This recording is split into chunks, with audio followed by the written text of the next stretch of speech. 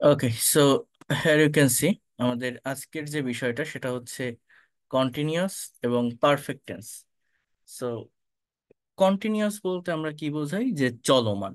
তো continuous tense আমাদের তিন প্রকার আছে, আপনারা জানেন। প্রেজেন্ট কন্টিনিউয়াস, যার ডেফিনেশনটা হচ্ছে বর্তমানে কোনো একটা কাজ হচ্ছে বা চলছে এরকম বোঝালে তার কালকে আমরা প্রেজেন্ট কন্টিনিউয়াস টেন্স বলি। অতীতে কোন একটা কাজ হচ্ছিল বা চলছিল, অতীতে, হ্যাঁ, পাস্টে কোন একটা কাজ হচ্ছিল বা চলছিল এরকম বোঝালে আমরা পাস্ট কন্টিনিউয়াস টেন্স বলছি। আর ভবিষ্যতে কোন একটা কাজ, ইন ফিউচার, ভবিষ্যতে কোন একটা কাজ হতে থাকবে বা চলতে থাকবে বোঝালে আমরা ফিউচার কন্টিনিউয়াস টেন্স বলছি। তো এই তিনটা কন্টিনিউয়াস টেন্সের ভিতরে আবার কিছু বিষয় আছে যেগুলো আমাদের একটু মেনটেন করতে হবে। তো একটু বোঝার চেষ্টা করেন, এখানে ডেফিনেশন গুলো দেওয়া আছে। কি লেখা আছে, just try to understand here. কোনো কাজ বর্তমানে হচ্ছে বা চলছে এরূপ বোঝালে এর কালকে প্রেজেন্ট কন্টিনিউয়াস টেন্স বলে। স্ট্রাকচারটা হচ্ছে subject plus am is are plus ভার্বের সঙ্গে আইএনজি প্লাস অবজেক্ট, এগুলো আপনারা জানেন।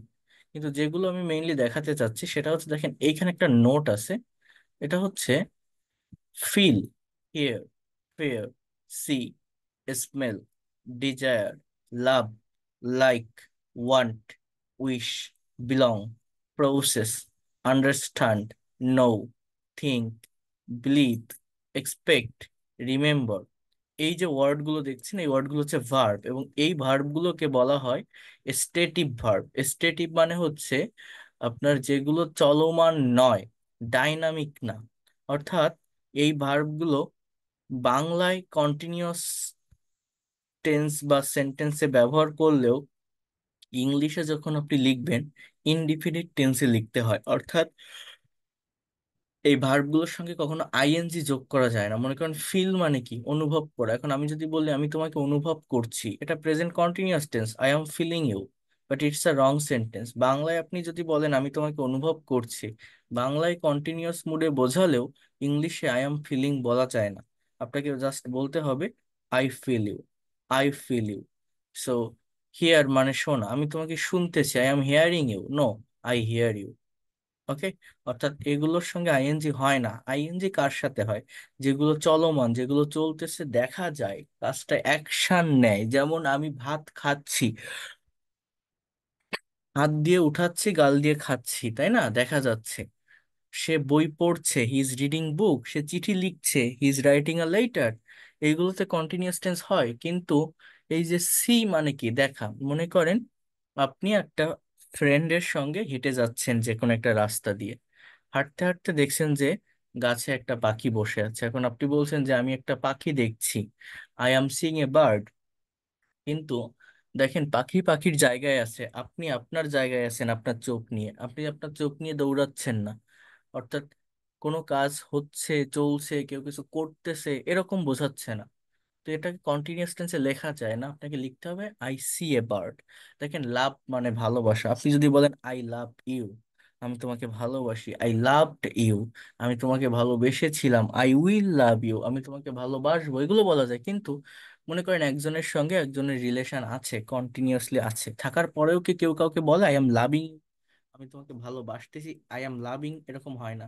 Just I love. অর্থাৎ এগুলো হচ্ছে মনের একটা অনুভূতি, একটা ফিলিংস। এই যে ওয়ার্ড গুলো এগুলো হচ্ছে স্টেটিভ ভার্ব, এগুলোর সঙ্গে ওইভাবে আইএনজি লেখা যায় না। এটা স্পোকেন ইংলিশে অনেকে আইএনজি ব্যবহার করে, বাট রিটেন ইংলিশে এগুলো একটু মেনটেন করতে হয়। এগুলো মেনটেন করতে পারলে আমাদের গ্রামেটিক্যাল যে ফাংশনটা আছে এটা কারেক্ট থাকে। বিভিন্ন অ্যাডমিশন টেস্ট, বিসিএস বা ব্যাংক জবে এই জায়গাগুলো থেকে কোশ্চেন আসে কমন মিস্টেকে। হ্যাঁ, তুমি কি তাকে বিশ্বাস করছো, এটা হচ্ছে করছো হবে, হ্যাঁ। So you can say that, মানে বাংলা দেখে মনে হতে পারে এটা কন্টিনিউয়াস টেন্স, যে are you believing him, but না, এটা আপনাকে জাস্ট লিখতে হবে ডু ইউ বিলিভ হিম। অর্থাৎ এই বিলিভ, এক্সপেক্ট, রিমেম্বার এগুলোর সঙ্গেও ওইভাবে আইএনজি বসানো যায় না, ইউজ করা যায় না। এরপর দেখেন পাস্ট কন্টিনিউয়াস টেন্স, এটা কি, যে অতীতে কোন একটা কাজ হচ্ছিল বা চলছিল বোঝালে তার কালকে আমরা পাস্ট কন্টিনিউয়াস টেন্স বলি। কাকে বলছে, অতীতে কোন একটা কাজ কন্টিনিউয়াসলি চলছিল। স্ট্রাকচারটা হচ্ছে সাবজেক্টের পরে ওয়াজ বা ওয়ার প্লাস ভার্বের সঙ্গে আইএনজি, এটাকে আমরা পাস্ট কন্টিনিউয়াস টেন্স বলছি। ওয়াজ ওয়্যার প্লাস মূল ভার্বের সঙ্গে আইএনজি। ফিউচার কন্টিনিউয়াস টেন্সটা কি? ভবিষ্যতে কোনো কাজ হতে থাকবে বা চলতে থাকবে বোঝালে তার কালকে আমরা ফিউচার কন্টিনিউয়াস টেন্স বলছি। ইন ফিউচারে অর্থাৎ ভবিষ্যতে কোনো একটা কাজ হতে থাকবে বা চলতে থাকবে, যেমন আই শ্যাল বি ডুইং, আমি করতে থাকবো, ইউ উইল বি ডুইং, তুমি করতে থাকবে, শ্যাল বি বা উইল বি প্লাস ভার্বের সঙ্গে আইএনজি হয়। আমরা তোমার জন্য অপেক্ষা করতে থাকবো, we shall be waiting for you. হুম, এই হচ্ছে মেইন কথা। এখানে কন্টিনিউয়াস টেন্সের একটা স্ট্রাকচার আছে, একটা টেবল আছে। গতকাল যেমন ইনডিফিনিট টেন্স গুলো আমি দেখিয়েছিলাম, সাবজেক্টের পর ভার্বের প্রেজেন্ট ফর্ম বসলে present indefinite tense, past form বসলে পাস্ট ইনডিফিনিট টেন্স, এবং উইল প্লাস প্রেজেন্ট ফর্ম এটাকে ফিউচার ইনডিফিনিট টেন্স। আর কন্টিনিউয়াস টেন্স আমার এখানে অক্সিলারি ভার্বের ব্যবহার হয়। প্রেজেন্ট কন্টিনিউয়াসে অ্যাম ইজ আর থাকে, পাস্ট কন্টিনিউয়াসে ওয়াজ ওয়্যার, ফিউচার কন্টিনিউয়াসে শ্যাল বি বা উইল বি, এগুলো পার্সন ভেদে হয়ে থাকে। আর মেইন ভার্বটা অলওয়েজ আইএনজি। আর অবজেক্ট আমি বলছি, একটা সেন্টেন্সের সাবজেক্ট আর ভার্ব পাশাপাশি বসাতে পারলে অবজেক্ট অটোমেটিক্যালি চলে আসে। সো দেখেন একটু, I am writing a letter, আমি একটা চিঠি লিখছি। I was writing a letter, আমি একটা চিঠি লিখতেছিলাম। I will be writing a letter, আমি একটা চিঠি লিখতে থাকবো। উই আর প্লেইং ক্রিকেট, আমরা ক্রিকেট খেলছি। উই ওয়ার প্লেইং ক্রিকেট, আমরা ক্রিকেট খেলতেছিলাম। দেখেন, আমি যদি বলি উই প্লেইড ক্রিকেট, এর বাংলা অর্থটা কি দাঁড়ায় বলতে পারেন? উই প্লেইড ক্রিকেট, আমরা ক্রিকেট খেলেছিলাম। We played cricket. We wrote a letter, আমরা চিঠি লিখেছিলাম। ইউ ড্রোভ এ কার, তুমি গাড়ি চালিয়েছিলে।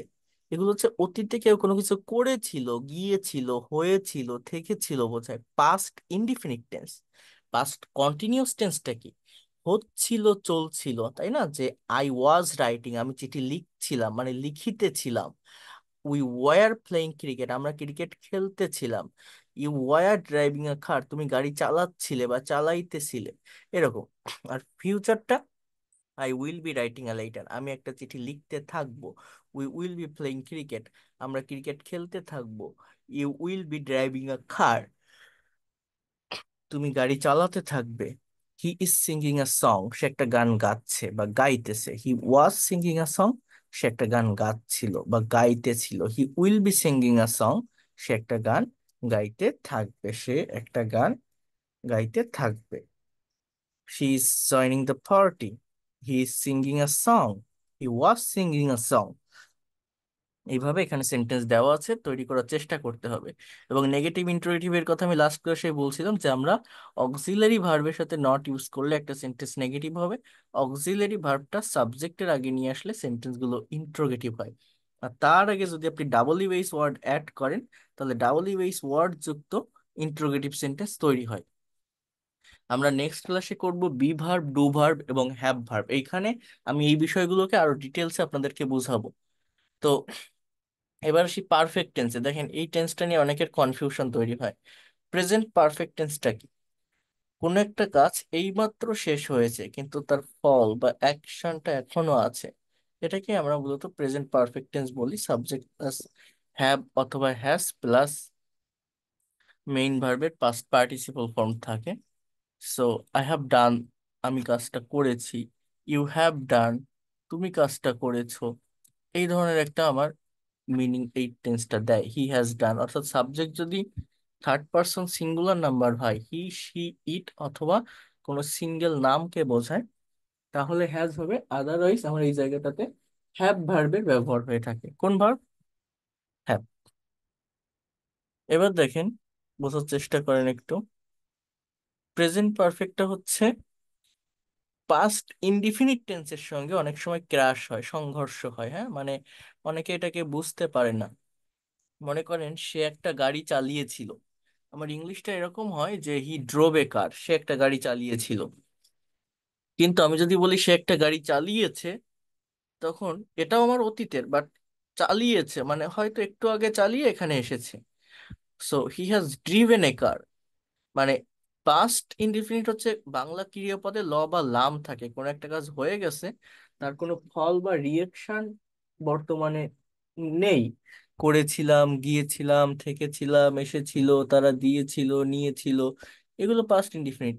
আর প্রেজেন্ট পারফেক্ট টেন্সটা হচ্ছে এখানেও আমার কাজটা কমপ্লিট, কাজটা শেষ হয়ে গেছে, বাট তার একটা রিয়েকশন বা তার একটা ফল এখনো আছে। সে করেছে, গিয়েছে, থেকেছে, এসেছে, নিয়েছে, দিয়েছে। এটাকে আমরা প্রেজেন্ট পারফেক্ট টেন্স বলি। অর্থাৎ আমি বই পড়েছি, আই হ্যাভ রেড বুক। সে চিঠি লিখেছে, he has written a letter.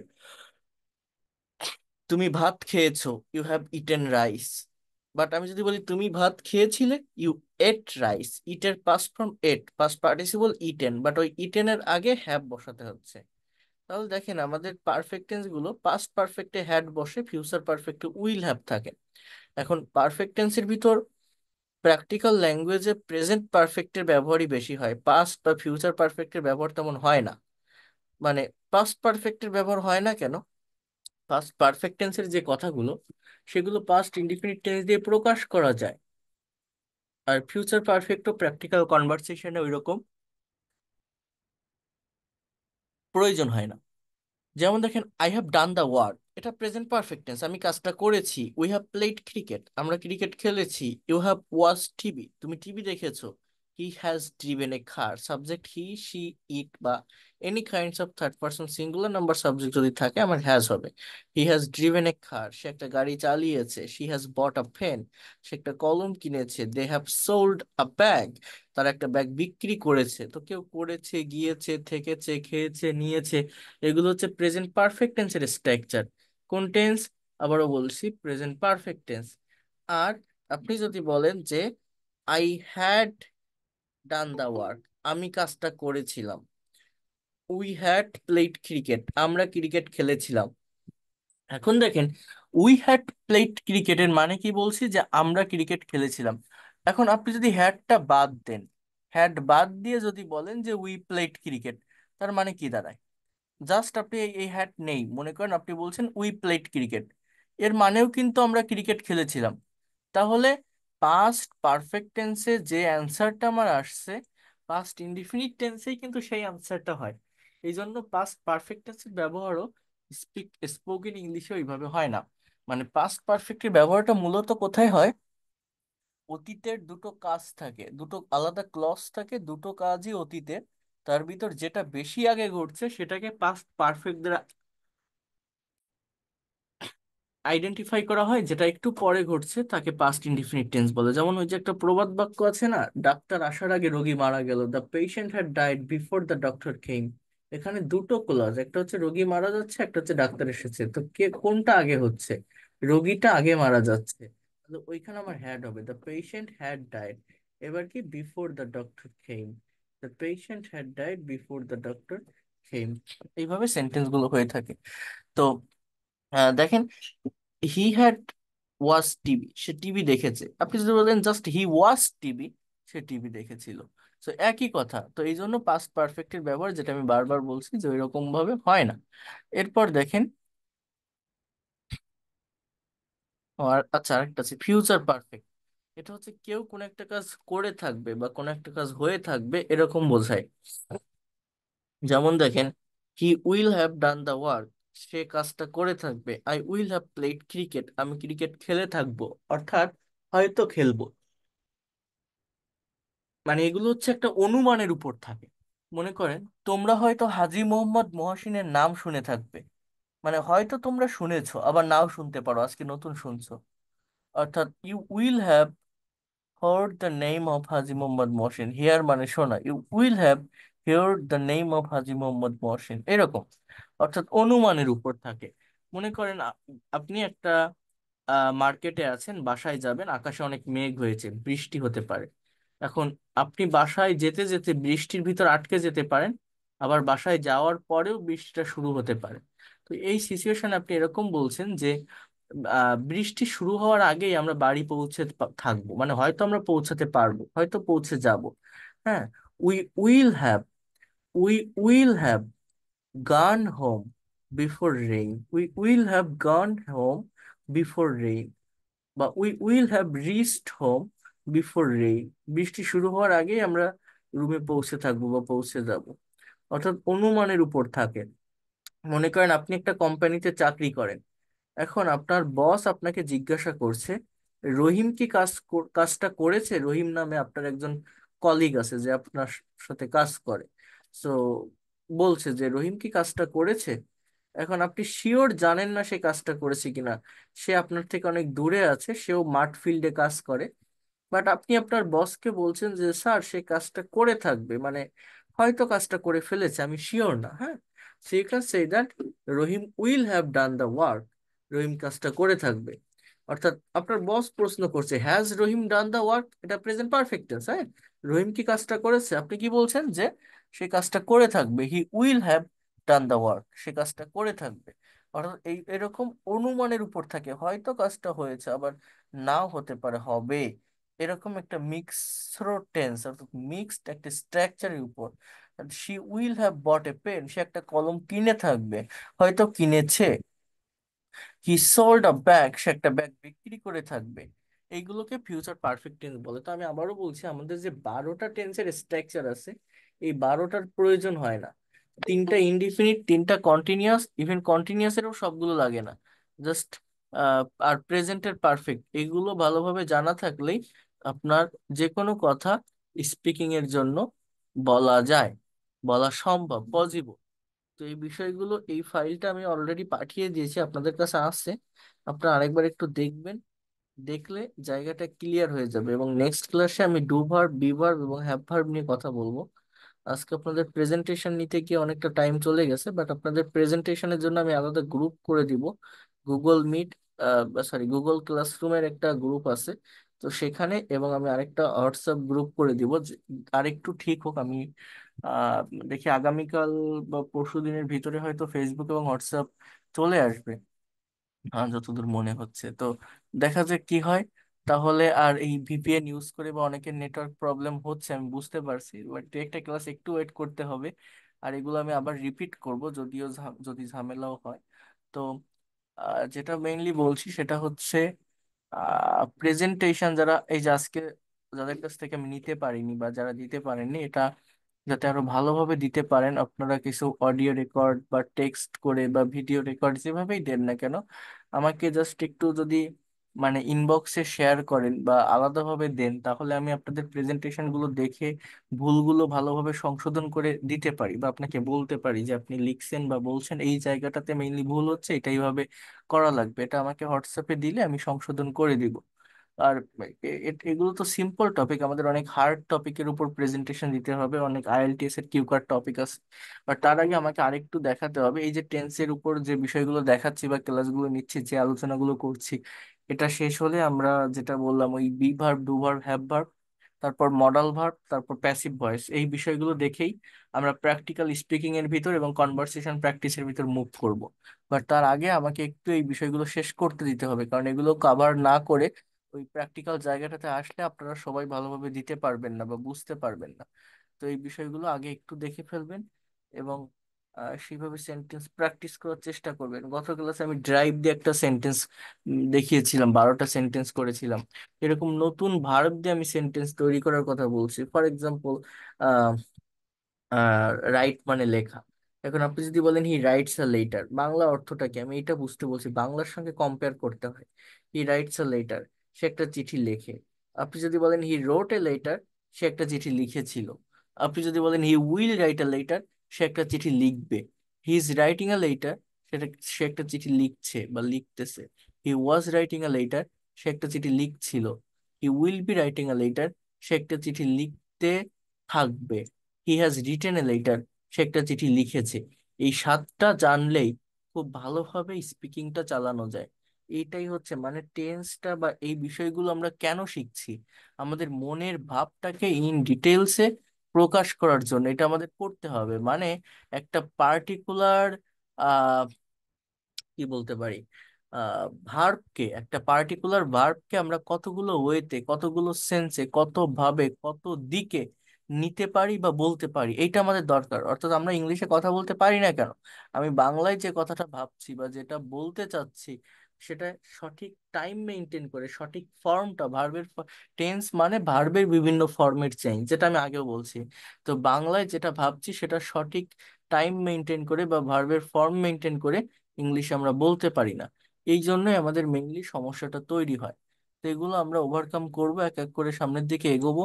আর আমি নেটটা ভালোভাবে বা প্রপারলি পাওয়া গেলে বা ফেসবুক বা হোয়াটসঅ্যাপ গুলো ভালোভাবে ওপেন হলে আমরা আরো ডিটেলস এই বিষয়গুলো আমি আপনাদেরকে বলবো, অনেক টাস্ক দিব। এখন আমার মানে আমার নিজেরও অনেক ক্ষতি হয়ে যাচ্ছে, অনেক প্রবলেম হচ্ছে এই সমস্যার কারণে।